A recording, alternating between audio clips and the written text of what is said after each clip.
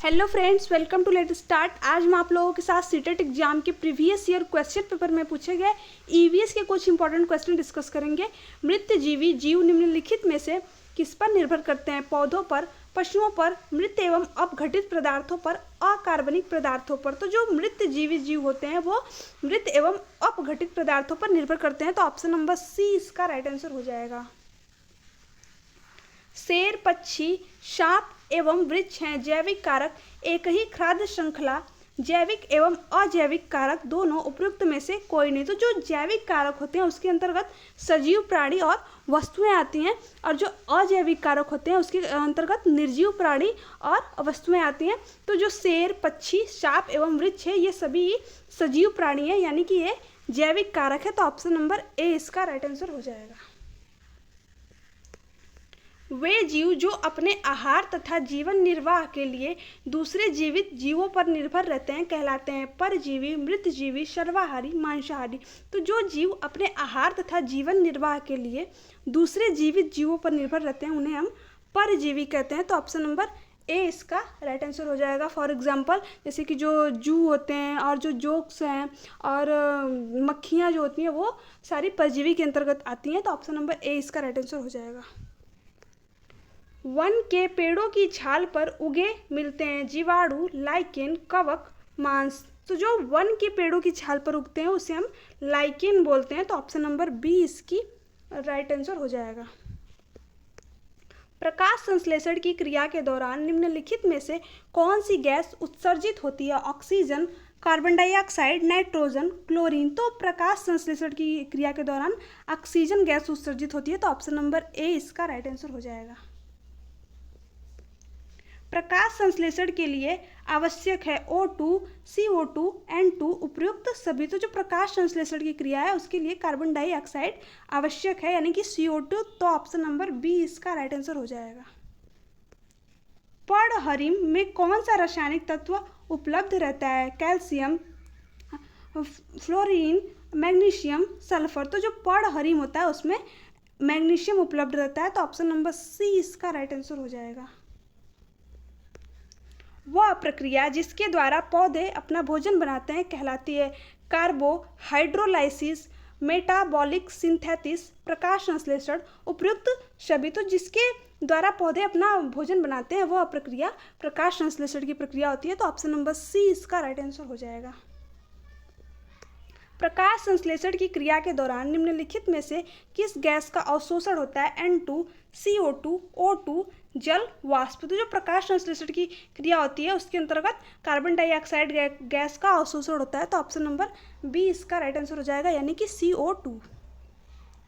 किसी एक भौगोलिक क्षेत्र के सभी पारिस्थितिक तंत्र को वृहद रूप से क्या कहते हैं? जीवमंडल, प्रादेशिक क्षेत्र, बायोम, वायुमंडल। तो जब किसी भौगोलिक क्षेत्र के सभी पारिस्थितिक तंत्र बृहद रूप से होते हैं तो उसे हम जीवमंडल कहते हैं। तो ऑप्शन नंबर ए इसका राइट आंसर हो जाएगा।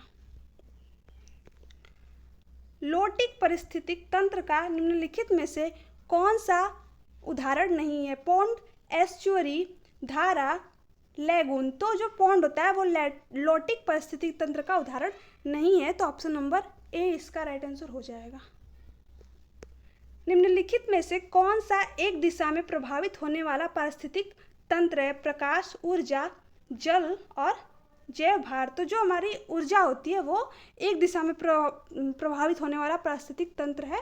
तो ऑप्शन नंबर बी इसका राइट आंसर हो जाएगा।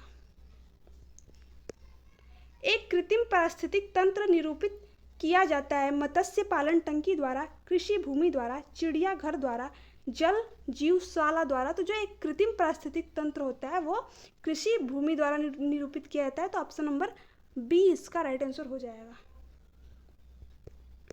विश्व का वह भाग जो मानव अधिवास के लिए बिल्कुल अनुपयुक्त है कहलाता है पारिस्थितिक तंत्र, एक्यूमेन, MDC उपयुक्त सभी। तो जो मानव के लिए अधिवास के लिए अनुपयुक्त होता है उसे हम एक्यूमेन कहते हैं। तो ऑप्शन नंबर बी इसका राइट आंसर हो जाएगा।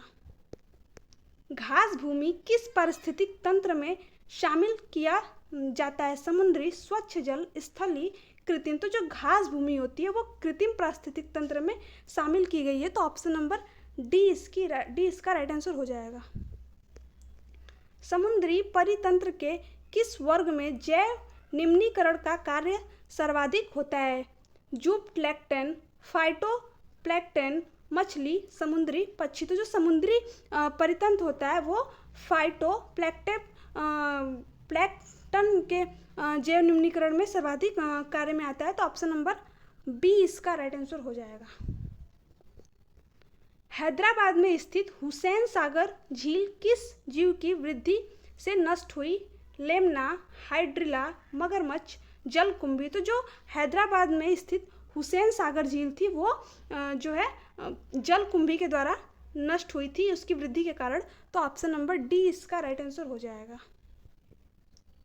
अंतरिक्ष यान में बनाया गया परितंत्र होता है स्व नियंत्रित कृत्रिम परितंत्र, जलीय तंत्र, वायु परितंत्र। जो अंतरिक्ष यान में बनाया गया परितंत्र होता है वो कृत्रिम परितंत्र होता है। तो ऑप्शन नंबर बी इसका राइट आंसर हो जाएगा।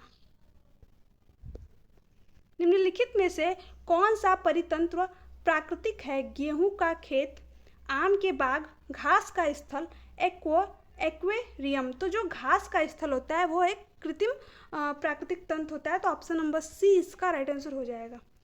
परितंत्र का गतिक हृदय कहलाता है उत्पादक व ऊर्जा, उपभोक्ता व खनिज चक्र, उत्पादक व खनिज चक्र, ऊर्जा प्रवाह व खनिज चक्र। तो जो परितंत्र का गतिक हृदय होता है वो उत्पादक व खनिज चक्र कहलाता है। तो ऑप्शन नंबर सी इसका राइट आंसर हो जाएगा। सो हे फ्रेंड्स, ये थे ईवीएस की आज के कुछ इंपॉर्टेंट क्वेश्चन। अगर आपको वीडियो अच्छी लगी तो चैनल को सब्सक्राइब कीजिए, वीडियो को लाइक एंड शेयर कीजिए। Thanks for watching me.